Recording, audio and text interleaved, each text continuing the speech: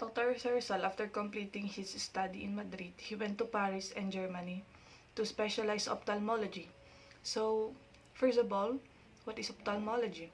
Ophthalmology is a study or science of treatment of the eye, disorder of the eye, and the disease of the eye.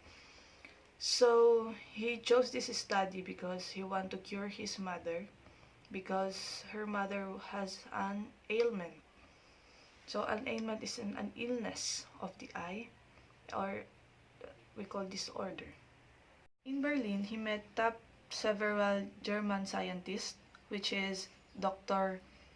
Fyodor Jagovo, Dr. Adolf Meyer, Dr. Hans Meyer, and of course, Rudolf Virchow.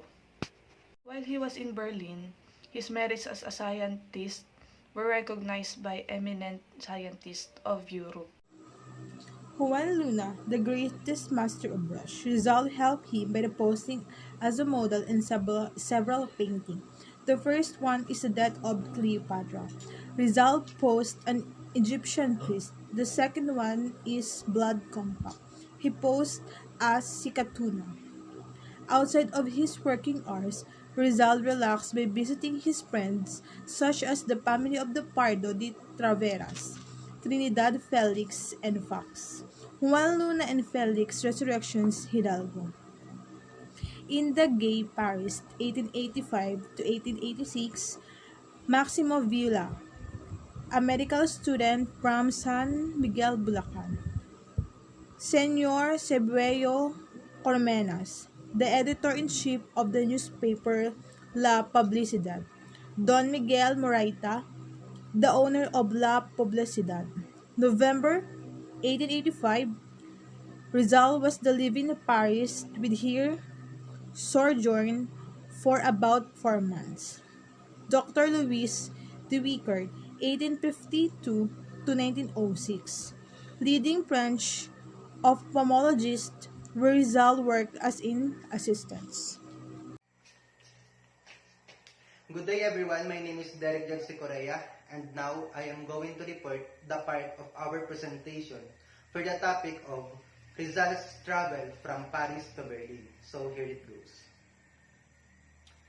Rizal spent 3 months in Wilhelmsfield, a mountainous village near Heidelberg. Dr. Karl Ulmer, a kind Protestant pastor. July 31, 1886, Rizal wrote his first letter in German to Professor Ferdinand Blumentritt, director of the Ateneo of Limetritz in Austria. Rizal sent the book entitled Arithmetica. Blumentritt, the Austrian, became the best friend of Rizal, the Filipino. So, si Rizal ay nag-spend ng 3 months vacation sa lugar ng Wilhelmsfield. Isang village na kung saan bulubundukin. Isa siyang lugar sa Heidelberg. At doon ay kanyang nakilala si Dr. Karl Ulmer, ang isang napakahusay at tinitingala bilang isang Protestant pastor. Noong July 31, 1886, si Rizal ay gumawa ng liham sa Germany.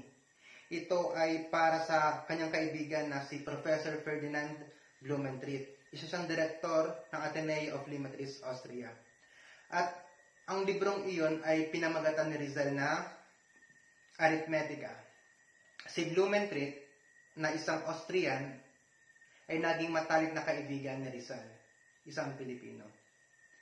Noong February 1, 1886 naman, si Rizal ay lumisan mula sa Paris patungo sa Germany. February 3, 1886, pumunta naman siya sa Heidelberg. Si Rizal, alam naman ng lahat na napakahusay maglaro ng chess. So, napag-isipan ng mga estudyante ng University of Heidelberg na isali si Rizal at maging miyembro ng Chess Players Club. Dr. Otto Becker, a distinguished German ophthalmologist, he worked at the University of Eye Hospital. Ophthalmologist, ibig sabihin, isa itong mga doktor na kung saan eksperto o mahusay sa paggamot sa mga tao may problema sa mata.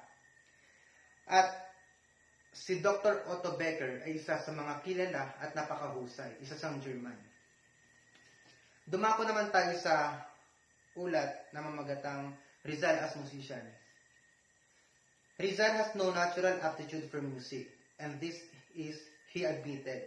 He only studied music because many of his schoolmates at Ateneo were taking music lessons. In a letter dated November 27, 1878, he told Enrique Leite that he learned the superego, piano, voice, culture in 1 month and a half. He was flutist in various impromptu mentions or reunions of Filipinos in Paris. Some of his compositions are Alimang Lahi, La Deportacion. So sinasabi dito, si Rizal ay wala naman talagang angking husay sa pagkanta. At talaga namang inamin naman niya yun sa lahat. So ang rason kung bakit niya pinili yung kurso na kung saan ay nagpapatungkol sa pagkanta o sa music, kumaga related sa music, ay dahil sa influensya ng mga kamag-aral niya, kaklase niya. Dahil majority ng mga kamag-aral niya ay kumuha ng kurso na ukol nga dun sa pagkanta. At sinabi niya kay Enrique Leite na natuto siya ng piano, voice culture in 1 month and a half. At ilan nga sa mga kanyang mga nagawa ay alimang lahi na ibig sabihin ay any race at la deportacion or deportation. Heidelberg. In the spring of 1886, Rizal was fascinated by the blooming flowers along the cool banks of the Neckar River. His favorite flower, the light blue forget-me-not. On April 22, 1886, he wrote a fine poem, A las Flores de Heidelberg. So sa kanyang paglilibot-libot at pagpapasyal-pasyal sa Heidelberg, may isang bulaklak na kung saan talaga naman nakapagpamangha sa kanya. At yun ay ang the light blue na sinasabi ay forget-me-not. At noong April 22, 1886, gumawa siya ng isang tula. Dahil dun sa bulaklak na yun, gumawa siya ng tula na pinamagatan niyang A las Flores de Heidelberg. At doon nagtatapos ang aking report. Maraming salamat. Rizal became a member of Anthropological Society, the Ethnological Society, and the Geographical Society in Berlin. Dr. Rudolf Virchow, famous German anthropologist, Dr. W. Jewes, German geographer, Dr. Karl Ernst Schwinger, famous entomologist. Perm. October 29, he left for Dresden. He met Dr. Adolf B. Meyer, director of the Anthropological and Ethnological Museum. Rizal welcomed in Berlin scientific circles. Rizal was enchanted by Berlin because of its scientific atmosphere and the absence of race prejudice. Dr. Fedor Jacob, German scientist, traveler, and author of Travels in the Philippines.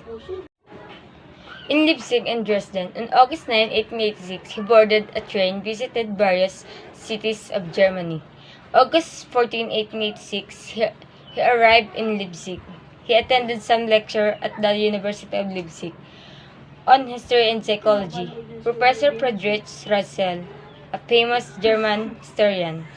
Dr. Hans Meyer, German anthropology. In Leipzig, he stayed 2 months and a half in this German city. Rizal translated scholar William Tell from German into Filipino.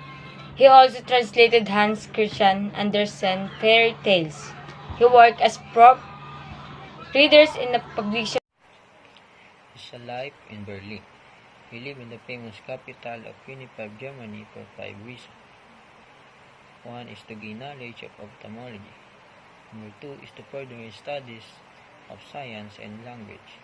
Number 3 is to observe the economic and the political condition of German nation. Number 4 is to associate with the famous German scientist and scholar. Number 5 is to publish his novel, No Limit ang Hirit. He took a private lesson under Madame Lucy Serdol, a professor of French. Rizal on a German woman. Rizal wrote a letter addressed to her sister Trinidad, expressing his high regard and admiration for German women. Si Rizal ay nilarawan na ang German women ay serious, diligent, educated, and friendly. Rizal's darkest winter, the winter of 1886, was his darkest winter. He lived in poverty. Rizal starved in Berlin and shivered with wintry cold. German costumes. He was delighted of the Germans' Yuletide costume. People take pine trees from the bushes and adorn it with lanterns, paper, lights, dolls, candies, and fruits. Self-introduction to strangers in social gatherings. According to German code of etiquette, it is bad manners for a guest to remain aloof and wait for his host to make proper introduction.